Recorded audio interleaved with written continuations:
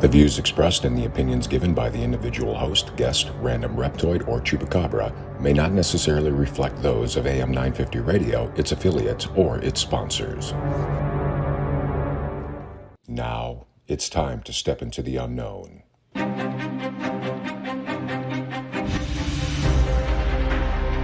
There are things people experience but never talk about. A shadow moving in the corner, flickering of the lights, a disembodied voice.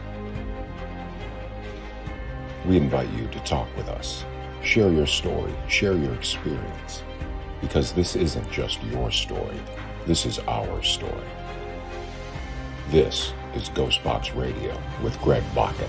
And this is GhostBox Radio on AM 950, where every night we talk about the paranormal, ufology, Bigfoot, and so much more. My name is Greg Bakun. Thank you so very much for joining us on this Monday evening. You know what? I just want to kind of get to it here because, as you know, I mean, we always talk about all things paranormal and stuff, but as you also know, I'm kind of a geek. I'm a big fan of a lot of different genres. I'm also just a fan of television in general and film. And so when I realized that September 8th was Star Trek Day, I really thought, at the very least, I should talk about it. And I thought either I'd just come on and talk about it for an hour and maybe bore people, or maybe bring someone on who has a great deal of knowledge and can really tell us a lot of great things about Star Trek, or at the very least, carry on a better conversation than me just doing it myself. And the first place I thought of looking at was...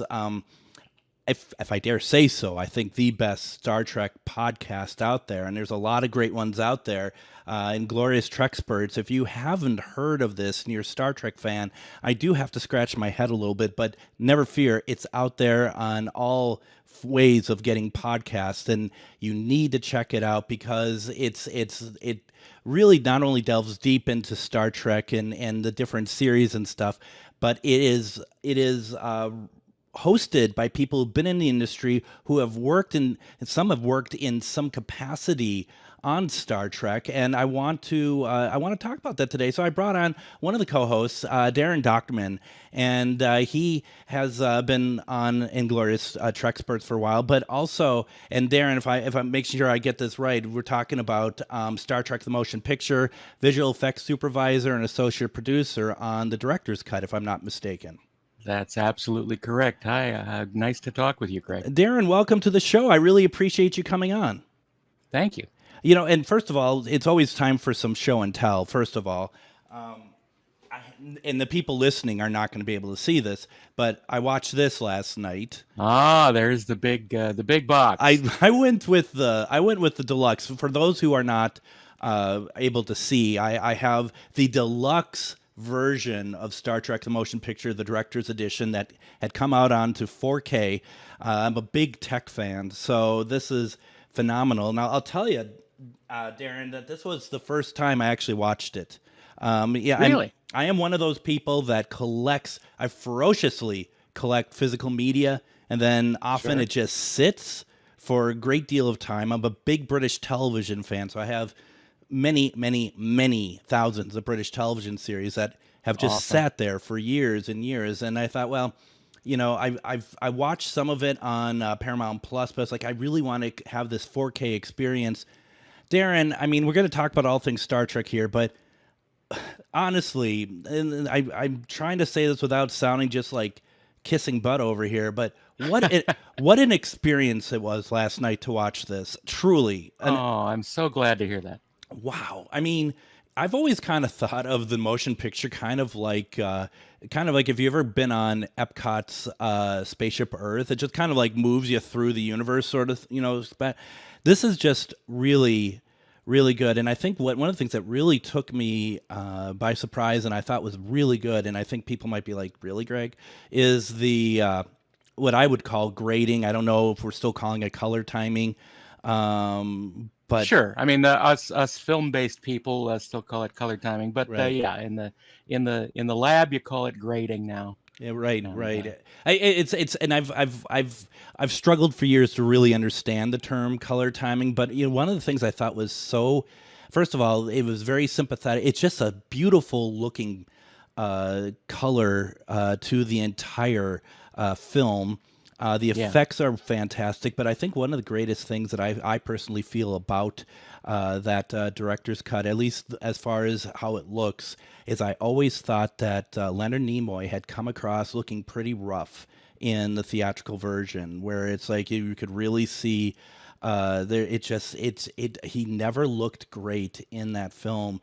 But until the work I saw there, where it's just like it doesn't stick out, and what I'm getting at, trying not to be rude about it, is like his I mean, just kind of the lines and stuff on his face at the time, which I've never noticed in any Star Trek film beyond that, and except in like 2009 or something like that. I don't know. To me, it just was like, God, this is really truly a wonderful film viewing experience for me. Well, I'm so glad to hear that. I mean, the thing is that I have not only been blessed to work on this version of the film, but I got to work on the first iteration of the director's edition back in the year 2000, which was released in 2001. And at that point, we were able to work directly with director Robert Wise himself, who established the final cut of the film after 18, 19 years of not talking about the film at all, because he was so upset with how the film was handled and how he basically had to release a rough cut of the film, and it never got a final color timing for that release. Wow. And it never looked good. No. And this includes the various releases on home video. They all look terrible, like what we call a one light, where you just turn on the light and expose the film and hope for the best. But I'm so glad that this latest edition has been allowed to come out and give people a new look at this classic movie, which I think was given unfair chances at the beginning. But I'm so glad to hear people like you who are saying, oh, you know what, I was really surprised and I enjoyed it, and that's just so great to hear. It is so good. And for those of you who haven't experienced this yet, or might be thinking, the motion picture, not really my thing. First of all, I mean, it's well worth seeking out. And I don't know, it just... I really enjoyed every aspect of it, and I was there in 2001. In terms of, I got the DVD at the time, and at that point, I think that film must have fallen kind of in a tough spot in terms of television or film production, in a sense, because it was things weren't coming out in HD, and this film was finished at the time in standard def, right? The work you all did. Absolutely. Yeah, standard video def. And you know what? We were a little miffed at the time because they didn't let us do it in HD. But honestly, I think that in the long run, even waiting after 22 years to go back to it again, I think we benefited immensely from that delay, because technology became so that you could do 4K production at home during COVID. With all our crew being interspersed over the world, basically, and we were so lucky to be able to pull that off under such circumstances. Do you think if you were to be able to do it in HD back in 2000, 2001, do you think your chances of being able to do it again in 4K would have been lessened? Oh, I think there would have been no chance. Yeah, absolutely not. They probably would have upscaled the HD to 4K with whatever result that would give them. But honestly, I think it worked out better for everyone this way. And I'm just so glad that we had the opportunity to finally give the film its final setting. It's fantastic, and I actually know tangentially. I don't really know him anymore, and even at that time, it was very kind of through other people. I knew Mojo. Sure. Leibowitz, yeah, and he used to come out. Like I said, I'm a British television fan, big Doctor Who fan. So back in the 90s, there was this big Chicago convention, Chicago TARDIS. Or sorry, it was actually called Visions. And Mojo would come out there, and he befriended a friend of mine, Shell, which I don't know if they're still in contact or not. But I mean, it was kind of like, and I want to say, I could be wrong. I want to say he worked on Babylon 5 as well, perhaps. He was employee number 1 on Babylon 5. Okay, yeah. And he was one of the pioneers in making visual effects for television a viable thing, and it's really amazing. He has a great history with visual effects and that kind of artistry. Boy, I should seek him out and see if he wants to come on at some time too, because you're absolutely right. I remember back in the day when he was telling us all about it, and a lot of us were kind of vying to get into some kind of production. We weren't sure what that is, but listening to somebody in the field, somebody who's doing it, and somebody it was just kind of mind blowing. It was just like, wow, okay, it is possible. People can do it, and especially as Babylon 5 and that group of people of ours. It was so popular and such a big deal that it was like, wow, pretty incredible.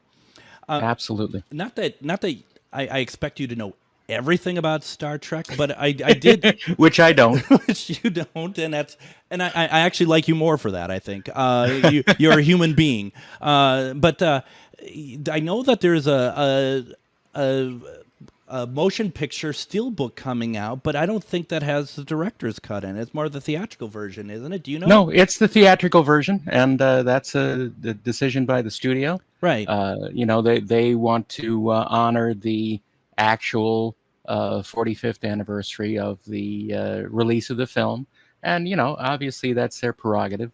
But I think we, among the cognoscenti, the people who know, know that the final and best version of the film is the director's edition. And look, I have no problem with people buying the original release if they like watching a rough cut. Literally, I mean, that is literally the case. And I was hoping, and I'll probably have to get it. And this is the kind of how I operate. I'm going to have to get it again separately, though, because as much as I love this, and one of the reasons I got this version because I wanted the ABC version as well. Sure. On here, this folks that are, once again, they're not. You're listening on the radio. I'm holding up the director's edition. He's holding up the box. I'm holding up the box, but they're hard to get out. They're hard to get out of this case, and I'm one of those. It's interesting. That's the American packaging. Apparently, the British packaging for that same set was a little more solid and easier to open. Well, and I could be one of the people that just takes the disc out, puts it in another case.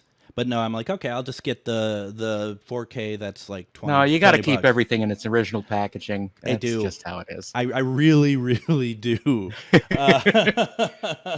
I don't know. It's going to be it's folks. Once again, I mean, not that I'm trying to make this into a commercial about the director's edition of Star Trek Motion Picture, but you have to go and seek this out because it truly, and I knew it was based on watching the DVD and watching some clips from the 4K on Paramount Plus, but just sitting down and watching it. And I mean, I don't say this about films very often, but I was immersed in this. Yeah. The visuals are so beautiful, and and what I love about the film is that there isn't an enemy. It's There's just no villain. There's no villain. There like in much of the best Star Trek stories, there is an adversary that we don't understand, and right. I think that's one of the things that ties it into the original series so well. That it isn't just to shoot 'em up fights in space and things like that, which there's nothing wrong with that, and I find Wrath of Khan very entertaining and enjoyable. But this gives a little more weight to the exploration and discovering the unknown, and that's always excited me about Star Trek since day one. It is, and it's also that idea of whether it's the humans or someone else trying to find a god. Sure. That seems to be especially a Roddenberry thing of absolutely. It's just fine, and I think that it's. Do we know why that fascinated him so much? I think he had a lot of questions in his mind from when he grew up and was raised. I think he had a lot of questions about, what the ultimate resolution of mankind would be, and our origins, and the fact that we have so many ways of sort of explaining things, and religion being a not only an explanatory function of mankind, but also a guiding force for hopefully good in the world.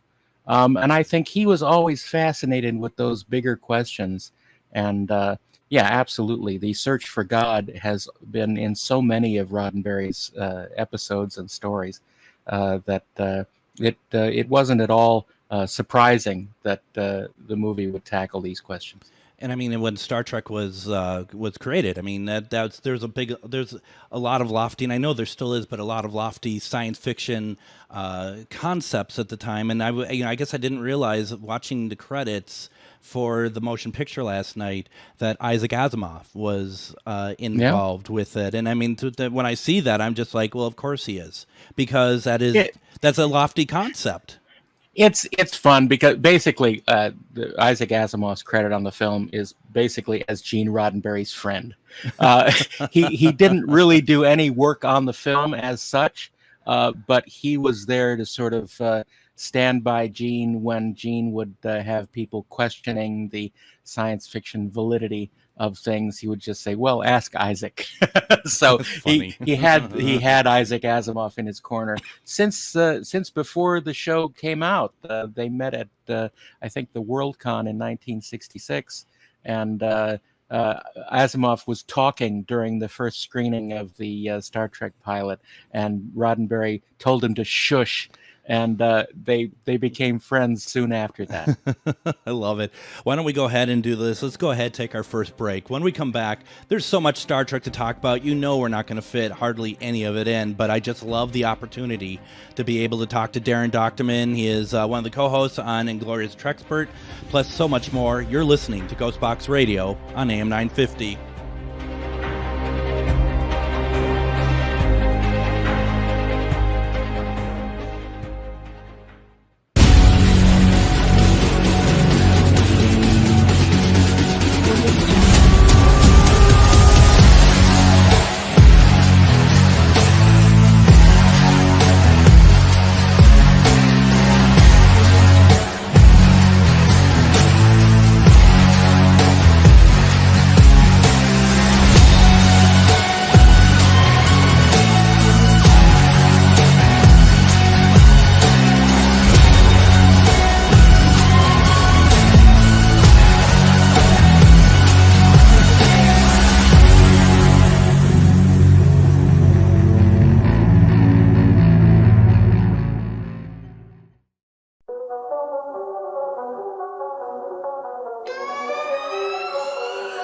Welcome to the night where the paranormal unite. A party like never before under the moon's airy light. The vibe is dark, the air is cold, spirits taking flight.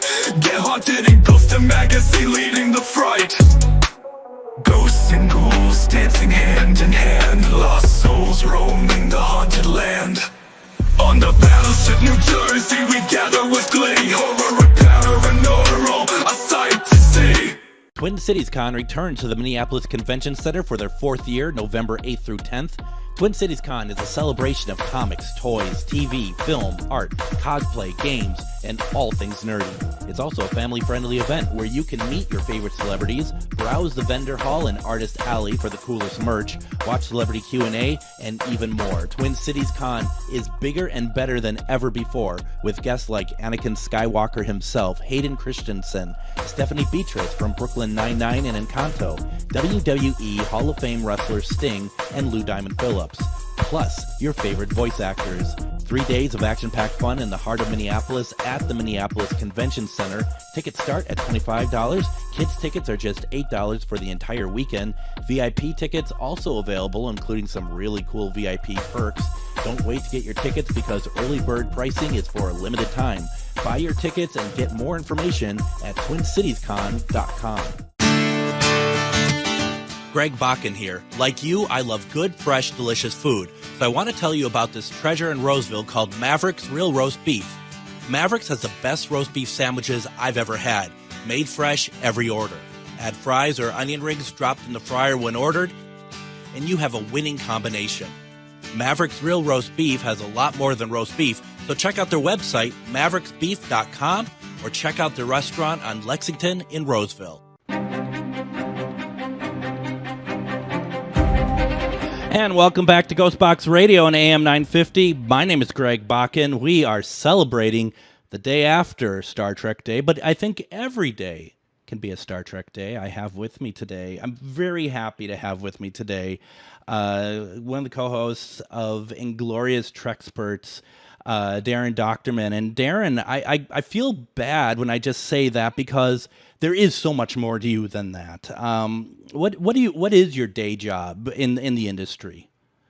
Well, I've been a what's known as a concept artist and visual effects person and sort of all around art director for coming up on 36 years, something like that. The first movie I worked on was James Cameron's The Abyss. Wow. And I turned 21 on that job. Wow. And, starting there, it's sort of unfair because every job after that is a piece of cake. But I'm really happy to have been able to last this long in the industry. And I just want to make a few more years, and then I can sort of slide into retirement maybe. But I'm really happy to have been able to. I've worked on about 85 movies and TV things along the way. That's fantastic. And I've had a great time, and I intend to go on having a great time. Well, first of all, congratulations for your longevity in the industry, because it's not easy, and people who are talented don't always have longevity. I'm not saying you're not talented. Talent has very little to do with it. Isn't it true? I'm lucky. I'm capable in a lot of different things. Yeah. But 9 times out of 10, the ability to sort of get along with people and on the job is likely to get you the job more than anything. And Inglorious Treksperts is what I love about it is, and we were kind of talking about this between the breaks here a little bit. It's there's so much Trek to talk about, and there's so I'm not going to necessarily be interested in everything that's being said, but that's okay, because the stuff that you do talk about, like who would think that listening to about an hour about 70 millimeter print film prints would be interesting, but it's very interesting. It's fantastic. Oh, I'm glad. I'm glad. Yeah, that was a fun one. This past weekend, they had a screening of all of the Star Trek movies that had available 70 millimeter prints were shown, and that was a lot of fun. Of course, the director's edition is not in 70 millimeter because it still exists in the digital realm, but as an amazing 4K Dolby Vision print. Yeah, and that's what was shown at that festival, if I'm not mistaken, yes. right? Yeah. Yes, that's correct. And I knew that I was in love with you all when you had an episode about how the syndication for the Sci-Fi Channel original series worked and how the restoration was done, and that original series, when Sci-Fi finally showed Star Trek, I think they did 2 runs. One that was introduced by William Shatner, the other was introduced by Leonard Nimoy, if I'm not mistaken. And then there was I think that's how it worked. Yeah, and just that you all had on, I think, if I'm not mistaken, because this was years ago now.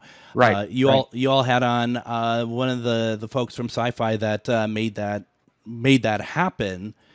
Yes, we had one of the executives from Sci-Fi Channel that put it all together. It's just amazing, and that stuff is like, I think what's even more amazing is that you think about it as like, oh, that's a bit obscure or whatnot. But I think what's surprising is how many people actually want to hear about that.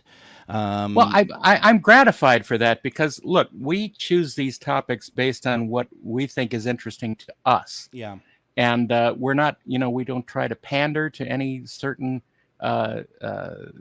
facet of the audience.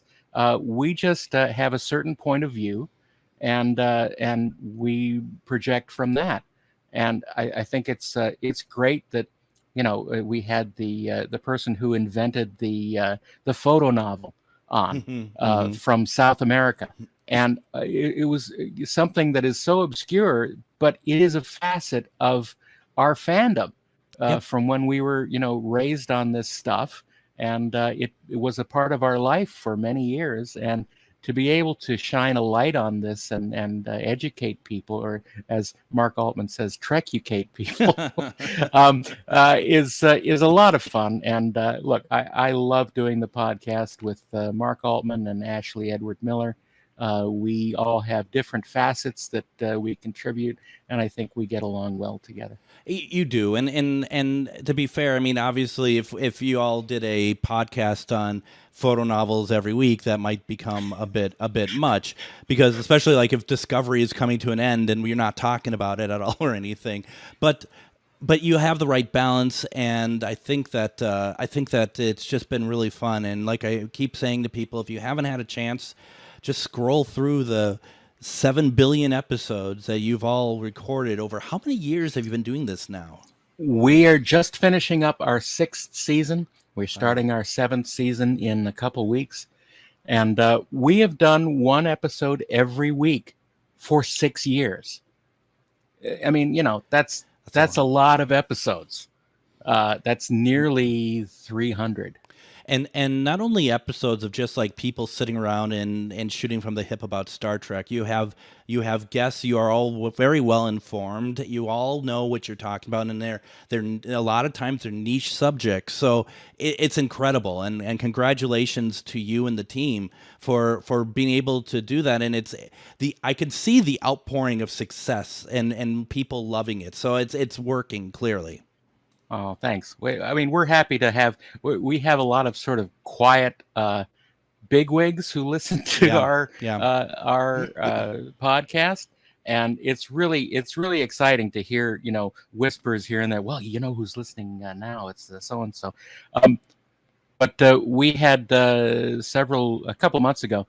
We had Steve Asbell, who is the vice president of production at Fox Pictures. And we had Kevin Feige, who's the head of Marvel, and they just came on to talk about Star Trek 3. So, I mean, it's really odd that we have, you know, sort of these high-profile fans that like talking about this stuff as much as we do. Well, and I hope that they talked about it in a good light, because I seem to recall you all don't really care for Star Trek 3 that much. It's not that. Look, I've memorized Star Trek 3. I've listened to it 1,000 times. Yeah. It was one of the first the videos that I rented when my family got VCR. Look, I honor its place in my history. I just wish it were better. Fair enough.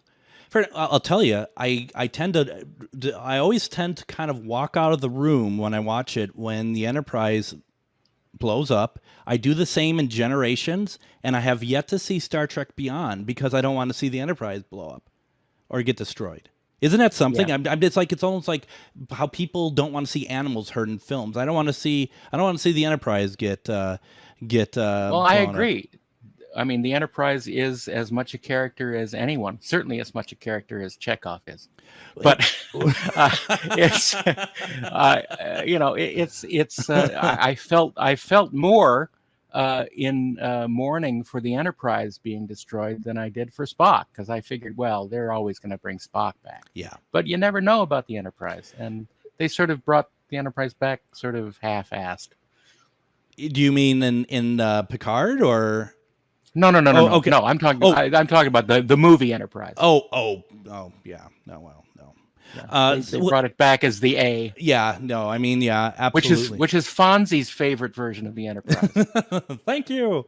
When I was watching the motion picture last night, you know, I kind of thought to myself how much we're lauding this absolutely stunning ship, and to me, it's still the favorite of all Enterprises is the refit. Yeah, and mine too. And I've seen that and just thinking, gosh, it it's just 2 films later that it gets blown up, and it just, I don't know, it kind of bums me out, and I kind of, part of me is like, grow up, Greg, but at the same time it bums me out. I don't like that. I don't know. No, you know what? We're free to have emotional responses to stories that we watch, and these are all valid.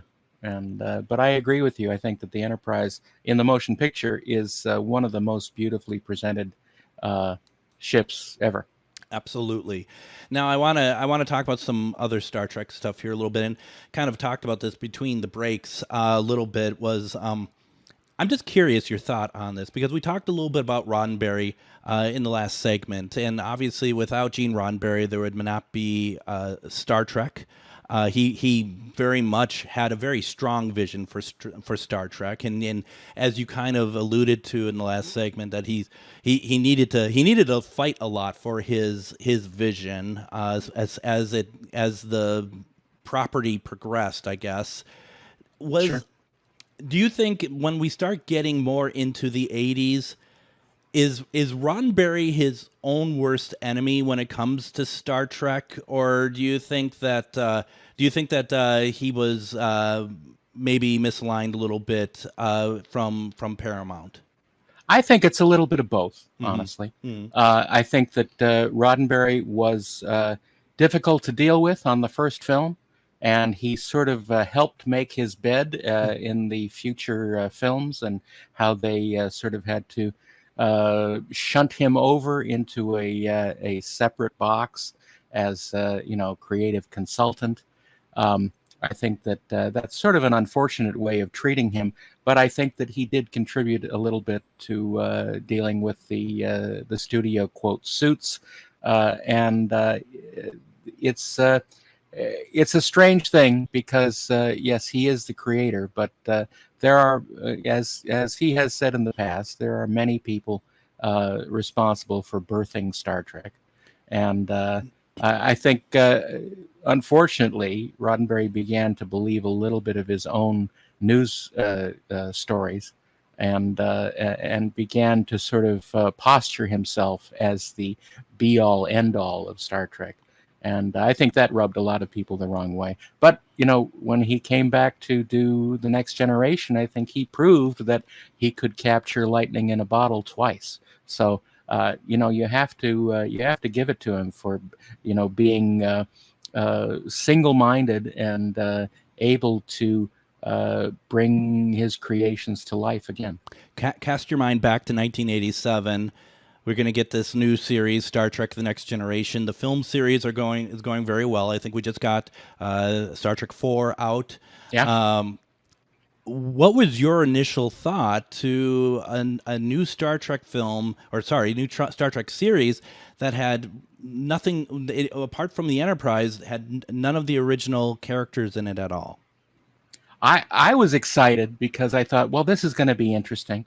I was lucky enough a friend of mine got a hold of the Bible for the series, and I got to look at that, and man, it was fascinating. Of course, the Andy Probert drawings in it were amazing, and it looked completely different than anything we'd seen before, and the description of the show was fascinating. These new characters were interesting, and I tried to keep an open mind about it. When the shows first started up, a lot of this was, remember, the Stone Knives and Bearskins edition of the internet. I was on was I on Prodigy? I might have been, and someone sent me a screen grab of a post that I did on Prodigy, telling people to give the show a chance. That we're only 2 episodes in, and people are already shouting it down. I said, just give it a chance to find its footing. But we still deal with that here 35 years later.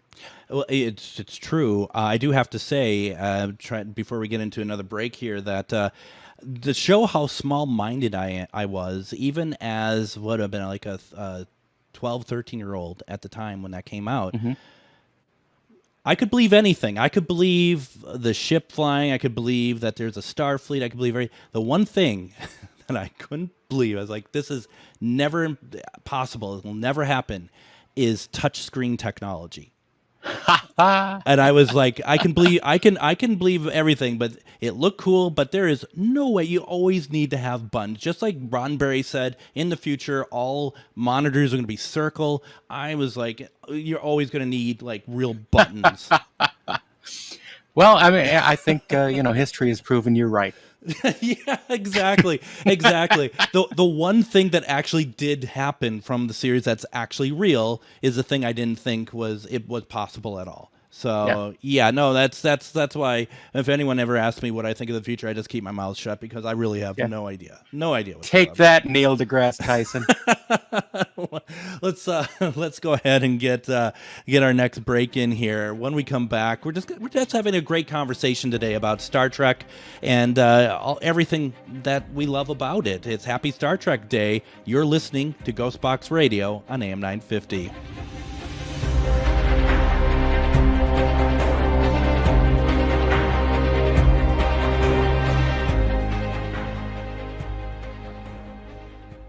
Greg Bakun here. I love historic tours of Minneapolis and seeing everything it has to offer. But if you know me, I like to include a little spooky in my tours, which is why I found the perfect combination. Minneapolis Trolley Tours does this amazing candlelight ghost tour that you have to check out. It's an extremely immersive experience. It's a trolley trip that starts out at a haunted mansion, traveling around Minneapolis locations exposing ghost stories that the public and business owners would rather left untold.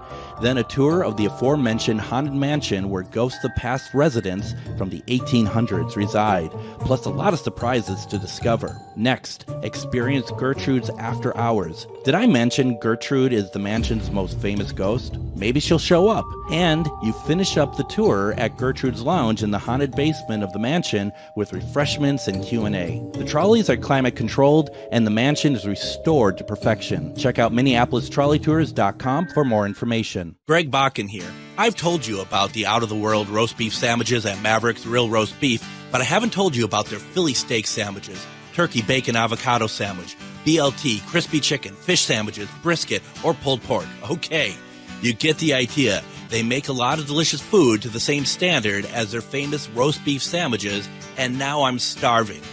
I'm going to go to Maverick's Real Roast Beef off Lexington and Roseville, and you need to go too. Check out their menu at mavericksbeef.com. Gritty Gear Company is a great place to go for clothing that is fun and expressive, but did you know we also do custom orders on demand?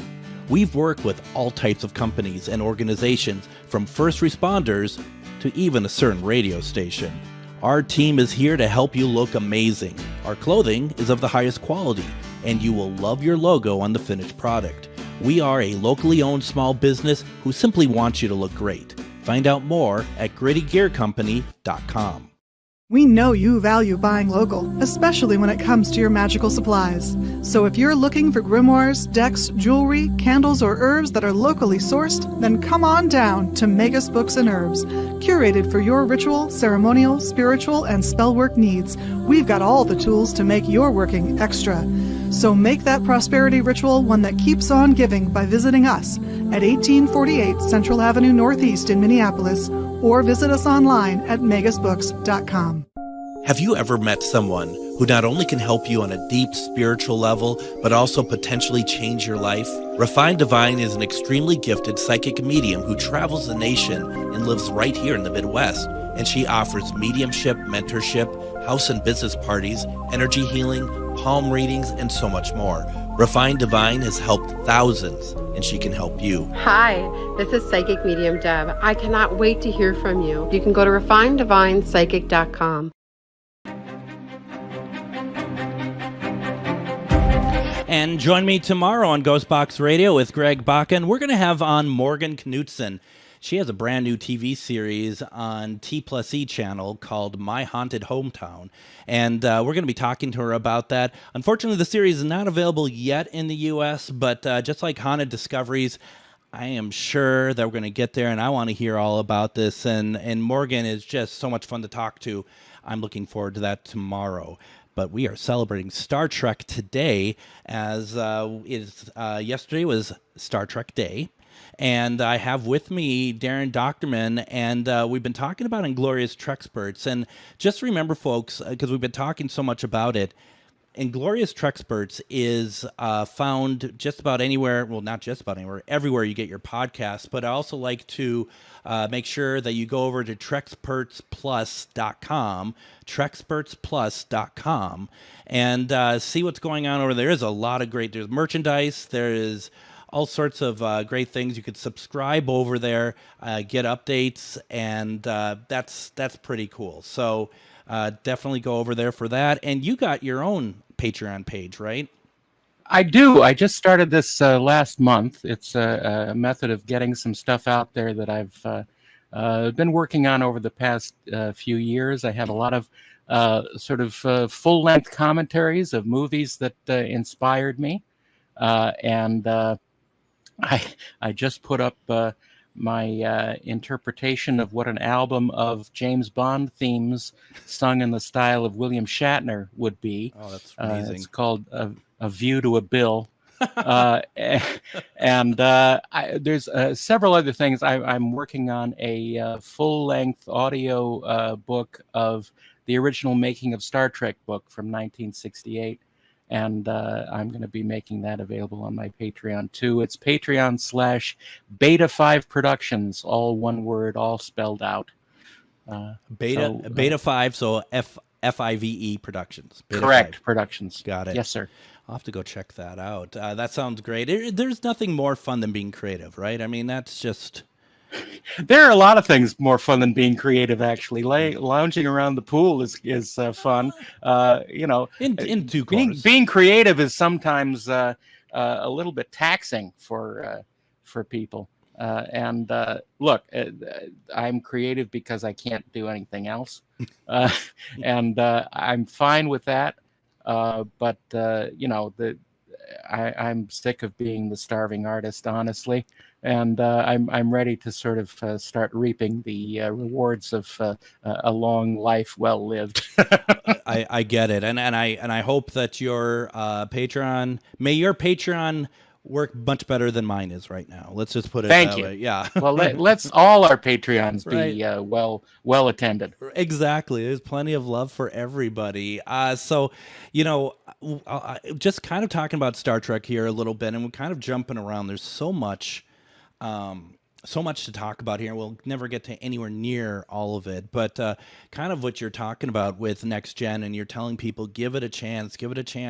I'll tell you one thing that one series that I didn't feel like I had to be talked into, but then I did kind of lose interest as we started getting into later series, is actually Discovery. I thought Discovery started off very strong. And for me personally, once they jumped 900 years, I really did lose interest in it. And should I have given it more of a chance? I think you gave it enough seasons to determine your opinion on it. Right. Yeah. I think that's fair. I'm not really a fan of it, nor most of the quote unquote modern Star Trek. But that's fine. They're not for me. They are for others. So I like to channel my energy into things that fill me with joy. And, honestly, one of those things that sort of inspired the Treksperts podcast in itself was this sort of mysterious time in between the ending of the original series and the premiere of the first movie. It was a desert out there. Yeah. And we had very little representation of Star Trek at the time. Any toys that were out there were, other than the Mego figures, were pretty bad. And it was just sort of this developing fandom that had nowhere to go. And it was through that a lot of fans started being creative. We're talking about being creative again.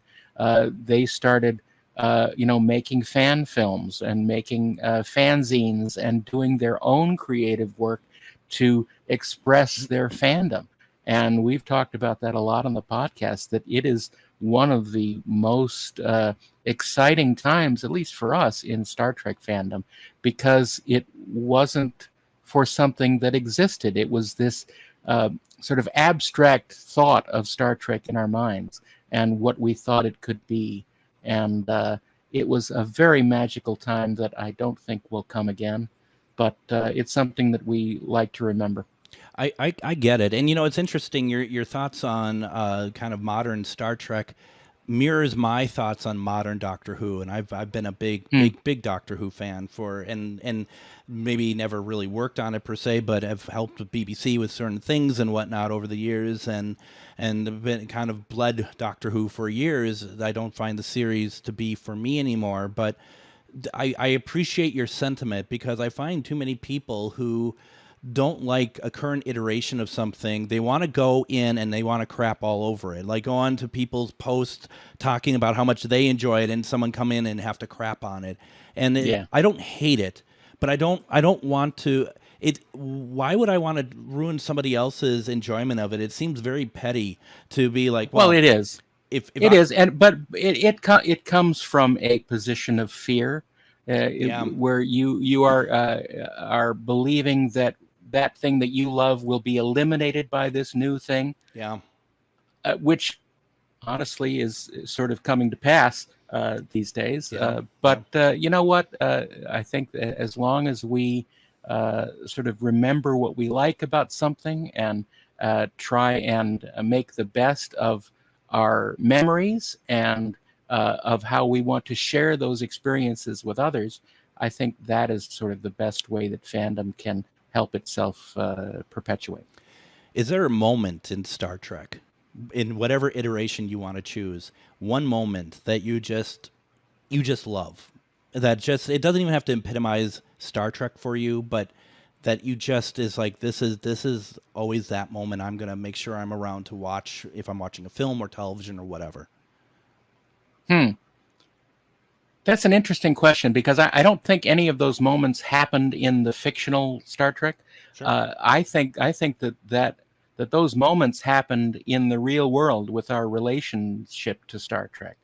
And I think one of those things was right before Star Trek VI premiered in 1991, where we had just learned that Gene Roddenberry had passed away. And at that point, Next Generation was in full swing, and fandom was at its peak. I mean, this was the golden age of Star Trek fandom. And there was such interest and such talk about Star Trek everywhere. And it was at that point that I was realizing, well, this is going to outlive all of us, and it's truly a worldwide phenomenon. And that, I think, that's the biggest sort of moment of Star Trek that I remember as being memorable. For myself, it's also Star Trek, around Star Trek 6, but actually in Star Trek 6. And I'm no good at reciting dialogue, so I'm not going to even pretend to try. But being in Spock's quarters with Kirk, and would this be considered a joke? And right. It was like that sort of self-reflection of like their entire. To me, that seemed like their entire journey together is like kind of in this moment of like we know our place. Yeah, I love that. Let's take a moment and figure out where we've been and where we have to go next. Yeah. Do you think, because I love what you said about that moment in time in Star Trek, and I'd blow it out to sci-fi in general in the 90s. Seems, even though there's a lot of it now in the 21st century, I feel like that it was something very different, and maybe in some ways even, bigger is probably not the right word, but there was something more grand about how sci-fi was treated in the 90s, and there wasn't as much of it, but it really made an impact on people. And I think without the 90s, you wouldn't have had what's to come with the Marvel Universe and everything else in the 2000s. Absolutely, because a lot of those things that happened in the 90s are things that fueled the excitement for later iterations of popular culture. And the fact that a lot of the people creating the entertainments in the aughts and the teens were inspired at that point really speaks very much about that statement. And I think that certainly at that point, the people creating popular culture were not trying to pinpoint a certain demographic of people. I think they were sort of spreading as wide a net as possible to try and get everybody interested in what they had to offer. And at least I think that spoke to me a bit more at the time. And I think a lot of people could say the same thing. And I really think that you start getting into that sort of storytelling, that arc storytelling, that I think, at least in my mind, in the 80s and so on, that I think people were kind of afraid of. They're afraid of people not being able to catch the thread if they had missed some episodes. But you get series like Deep Space Nine, and that was a hallmark of the series. And although it's not a personal favorite of mine, virtually everyone I ask, what's your favorite Star Trek series, a good portion are always saying Deep Space Nine. Absolutely. I think it's gone through a bit of a new awakening to fans, and I think that that they are beginning to be able to appreciate it. Separated from the time that it was released, and I think that's a great thing. But yet, sadly, probably we'll never see an HD transfer like we did of Next Gen. Yeah, well, that's the thing. Unfortunately, the production situation at the time was that halfway into it, they went to digital visual effects, and they were not shooting physical models on film anymore. And the one good thing about Next Generation is that they had shot all of their elements on film and were able to utilize all of those in the restoration of the HD versions of Next Generation. Unfortunately, the sales just didn't make it. The sales, maybe this was due to the studio sort of breaking it down season by season and trying to get as much money out of every season as possible. But the sales just didn't make it worth their while, certainly not for the money that they outlaid for it. And I think that, more than anything, is what keeps future shows from being presented that well again. And that's always a shout out, isn't it, for people who are just like, yeah, I like it, but I'm going to wait for it to be on sale or something. I get it, but if you want it, you have to support it. That's and it's not supported down the line. It's supporting it now with the pre-orders and stuff. That's what really makes the difference. Because every time they offer something, that is a test to see where the audience is, and if the audience doesn't show up, that they're not going to do it again. No, and I'm going to say, for I put my money where my mouth is on that, because I got each season of Next Gen as they came out. I also got the sample disc, the one where it's like here's 4 episodes. This is what they're going to look like. And if, like I said, I'm not the biggest fan of Deep Space Nine, but if they were releasing them in HD, I would be getting them, because that, let alone the fact, and this is coming back to Inglorious Treksperts. All of this comes down to also of like maintaining the history of these programs. And that's what I think is great about Inglorious Treksperts as well, is simply who's going to talk about 70 millimeter prints? Who's going to talk about photo novels? Who's going to talk about it being on sci-fi? And then the other end, be able to have conversations with Shatner on there. That's what you guys do. And you're keeping that history alive for other people to know and learn about. We're trying our best to hold the torch up as long as we can, and hopefully people will catch on and join us on the trek. That was bad. That was or amazing. It's one of the two, and I'm not sure which one it is yet. There's such a fine line between stupid and clever. Well, and I know which way studios generally go in Hollywood with that line. So it's something else. Once again, folks, in Inglorious Treksperts, it is available everywhere that you get your podcasts. And don't forget to check out Treksperts Plus. A lot of S's, which aren't my thing because I have a bit of a list, so I appreciate that. But Treksperts Plus. And then also support Daren over at Patreon. That's Beta 5 Productions, all spelled out.